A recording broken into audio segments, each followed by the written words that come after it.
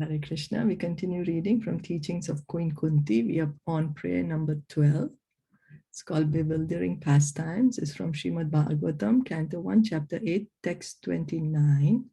Na Veda Kaschid Bhagvams Chikirshitam Tabeha Manasya Nirnam Vidambanam Na Yasya Kaschid Daito Asti Karhichit De Dveshayas Cha Yasmin Vishama Matir Nirnam. Translation and purport by His Divine Grace, A.C. Bhaktivedanta Swami Srila Prabhupada. O Lord, no one can understand your transcendental pastimes which appear to be human and so are misleading. You have no specific object of favor, nor do you have any object of envy. People only imagine that you are partial. So yeah, no one can understand your transcendental pastimes which appear to be human and so are misleading. So because we think, oh, Krishna, he's like me, I'm inside a material body, so Krishna is also inside a material body. So what? Maybe he did a few great things here and there, but so what? What does it matter to me? You're not able to understand that Krishna's pastimes are transcendental. We do time pass. But Krishna doesn't do time pass. Krishna has pastimes, And then she says, you have no specific object of favor, nor do you have any object of envy. People only imagine that you're partial. So Krishna is not partial. We think he is partial to someone and he's not partial to anyone. But no, he is equal to everyone. Krishna says in Bhagavad Gita, I'm equal to everyone. I envy no one. But one who is a friend is in me, and I am a friend to him. So as we reciprocate with Krishna, how do we want to reciprocate with Krishna? Krishna reciprocates with us. So the reading from the purport, the Lord's mercy upon the fallen souls is equally distributed. He has no one as the specific object of hostility. The very conception of the personality of Godhead as a human being is misleading. So if we think the Supreme Lord as a human being, then all what we will think about him is going to be misleading. So that's from the very beginning, this is something which we need to understand, that he is not a human being. The Supreme Lord is not a human being. His pastimes appear to be exactly like a human being's, but actually they're transcendental and without any tinge of material contamination. So his pastimes, his activities, they are not on the bodily platform. They are on a transcendental platform, spiritual platform. And because they are not on the bodily platform, they are not under this goodness, passion, ignorance. There is not going to be any karmic reaction. They are entirely spiritual. He's undoubtedly known as partial to his pure devotees. But in fact, he's never partial, as much as the sun is never partial to anyone. So it's said, Krishna is said that he is partial to his pure devotees. But as the sun is not partial to anyone, similarly, Krishna is not partial.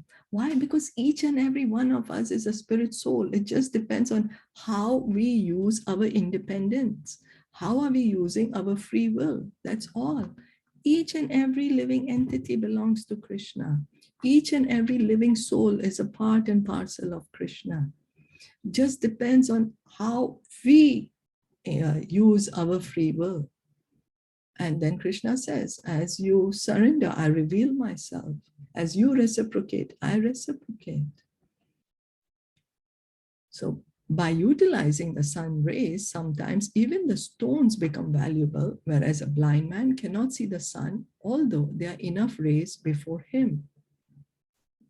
So yeah, some stones over time, they become valuable in the sunshine, but a blind man, he's not able to take advantage of the sunshine. So this is, of course, a physical disability. It's a physical disability, but the idea to give us is we have a free will. How are we approaching? What are we doing with our free will?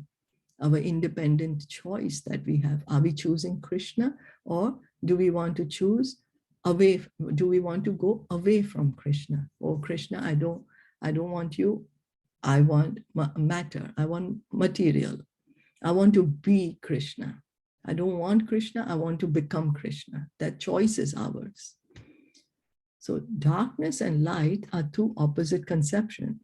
But this does not mean that the sun is partial in distributing its rays. The sun rays are open to everyone, but the capacities of the receptacles differ. So there's darkness and there's light. There's darkness and the light, but the sun is shining. He does not care. The sun is shining equally. It does not say, oh, I'm not going to shine on this path and I'm only going to shine on that path. No, no. So foolish people think that devotional service is flattering the Lord to get special mercy. Factually, the pure devotees who are engaged in the transcendental loving service of the Lord are not a mercantile community. A mercantile house renders service to someone in exchange for values. The pure devotee does not render service unto the Lord for such exchange, and therefore the full mercy of the Lord is open for him. So if someone thinks that one person is engaging in devotional service, that pure devotee is engaged in loving service to Krishna because he wants to get something from Krishna, then that is not true. Why? Because the pure devotee is not a businessman. It's a business exchange. I give you something, you give me something. And we see most of the relationships in this material world are based on that. Most of the relationships. Very few relationships are based on pure love. Prabhupada would say only a semblance of pure love in this world, a slight semblance we can see in the relationship of a mother and a child, where it is just out of pure love that she takes care of the child. The child is helpless, and yet the mother takes care of the child. That is unconditional love. Unconditional. So that is just a slight semblance. We don't even know what love is. We don't know. We have not. We are not able to experience love in this material world. But pure love, what the pure devotee has for Krishna and Krishna has for each and every one of us, we are not able to understand that, experience that. Why? Because right now we are covered with this business attitude. With I do something for you, you do something for me. So a pure devotee does not render service to the Lord for such exchange, and therefore the mercy of the Lord is open for him. So it's the devotee is just doing it because of his love for the Lord. The Lord and the devotee are doing things for each other. It's an exchange based on love, not a business exchange. Suffering and needy men, inquisitive persons, or philosophers make temporary connections with the Lord to serve a particular purpose. When the purpose is served, there is no more relation with the Lord. So Krishna says in Bhagavad Gita that 4 types of pious people come to me. 4 types of pious people. Those who are in distress, those who are in need of money, those who are inquisitive, and those who are seeking knowledge. They come to Krishna for temporary time. Why? Because they want something from Krishna. And then once they've gotten what they receive from Krishna, they say, bye-bye, Krishna, I don't need to know you anymore. So he says that sometimes it happens like that. A suffering man, if he's pious at all, prays to the Lord for his recovery. But as soon as the recovery is over, in most cases, the suffering man no longer cares to keep any connection with the Lord. But the mercy of the Lord is open for him, but he is reluctant to receive it. That is the difference between a pure devotee and a mixed devotee. So that is the difference, that someone, once their purpose is received, then they're like, oh, why do I need to know you, Krishna, anymore? I don't need, now my purpose is served, bye-bye. And then next time when I have a problem, I'll remember you that time. So that is mixed. Now, what does a pure devotee? He is all the time, Krishna, I want to be with you. Krishna, I love to be with you. Krishna, he just wants to hear and chant about Krishna. He wants to be with Krishna. It's coming from a place of love, from a place of devotion.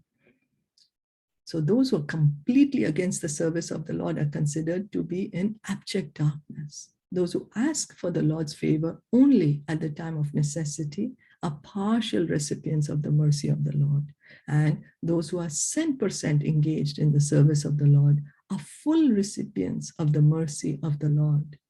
Such partiality in receiving the Lord's mercy is relative to the recipient, and it is not due to the partiality of the all-merciful Lord. So someone who says that God does not exist, why should I go to him?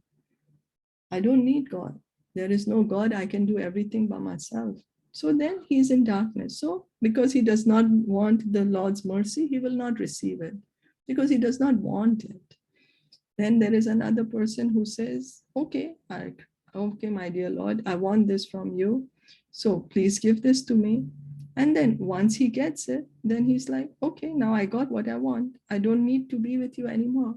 So then that person is receiving the Lord's mercy in partial. But there is a person who all the time, my dear Lord, I want to be with you. I don't care what you give me, what you don't care, give me. I want to be with you. I want you. Then he is receiving full mercy of the Lord. So partiality is not on the Lord. It depends on how we reciprocate with the Lord. How much do we want to receive? He is ready to give everything. He is giving everything, not only ready to give. He is giving ready. He is giving everything. Depends on how much we want to receive. How much do we want to receive? You know, that depends on us. His mercy is ever flowing for everyone. How much do we want? So, is that okay? Shall we stop here for today? Okay.